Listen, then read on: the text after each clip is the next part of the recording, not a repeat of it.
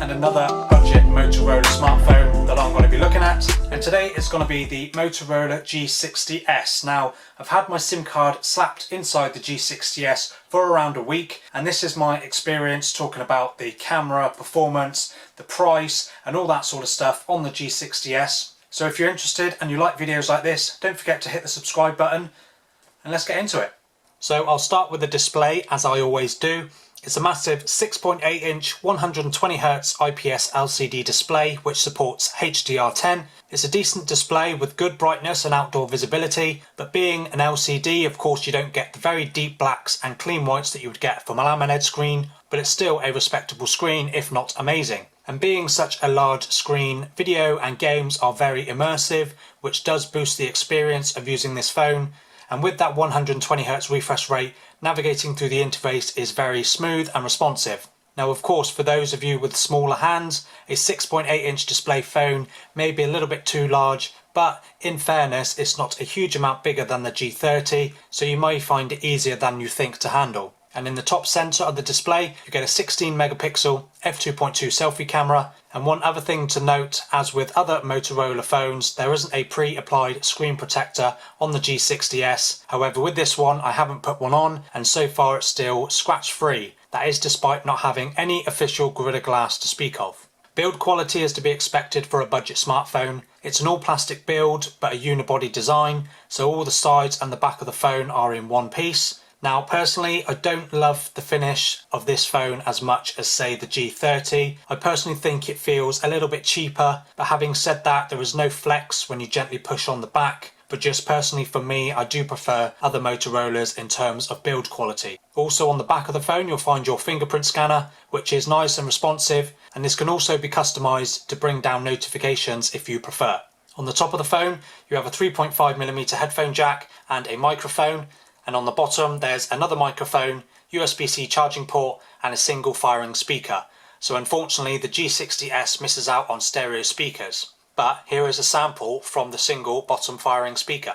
Necessarily be for everyone. If you're someone that likes slightly muted colours on the back, this is very much the opposite. I'll be honest, I thought my iPhone 12 was a very deep... At the top you'll find your quad camera setup, which consists of a 64 megapixel f1.7 main sensor with phase detection autofocus, an 8 megapixel f2.2 119 degree field of view ultra wide, a 5 megapixel f2.4 macro camera and a depth sensor. The addition of a 5 megapixel macro camera, while still not the highest resolution, is a nice upgrade from the normal 2 megapixel sensors on other budget phones. And video on the main camera tops out at 4K at either 30 or 120 frames per second. And interestingly, the selfie camera can also shoot 4K video at up to 30 frames per second, but you do, however, lose any software stabilization when switching to 4K on both front and rear cameras. Daytime photos from the G60s are very good, with plenty of detail. Scene optimization boosts the saturation, but to me not to the point of being unrealistic. Photos from the ultra-wide are also quite nice, although colours shift towards a warmer hue, and this particular photo looks a bit brighter than the main camera. But I think that's more from the angle of where I was, as most other ultra-wide photos are very similar in colour temperature to the main camera.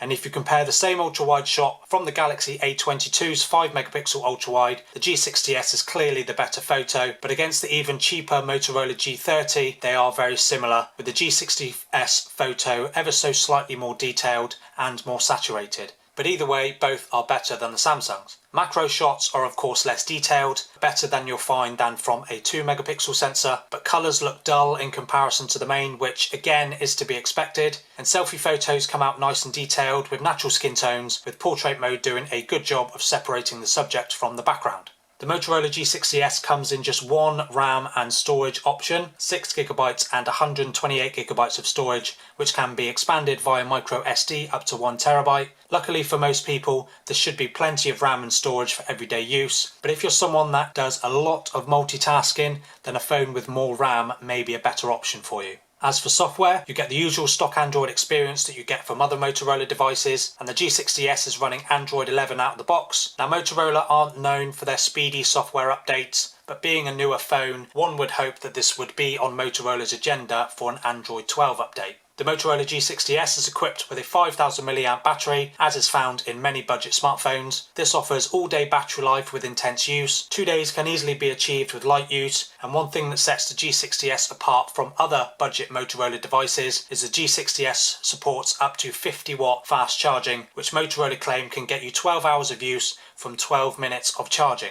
The wall adapter supports the standard USB-A to USB-C connection, but also USB-C to USB-C connection, which would support the 50-watt charging. In the box, you also get a USB-C to C charging cable. And lastly, we touch on performance. Now this is an area where I think Motorola could have done just a little bit better. The G60s is powered by the MediaTek Helio G95 processor, which is built on a now considered old 12nm process. And while the G95 is perfectly capable of getting you through normal use and light gaming stutter-free, it's definitely not the best option out there. There's also no 5G support on the G60s, a feature that has been becoming increasingly common on entry-level phones. And for those interested, these are the benchmarks of the G95 compared with the MediaTek Dimensity 700 5G processor found in the Galaxy A22 5G. I've compared the two here as they both cost around the same, and with the A22 having 5G where the G60s does not. The Dimensity 700 5G is also built on a newer and more efficient 7nm process. Your pick between the two will just come down to stock Android or One UI.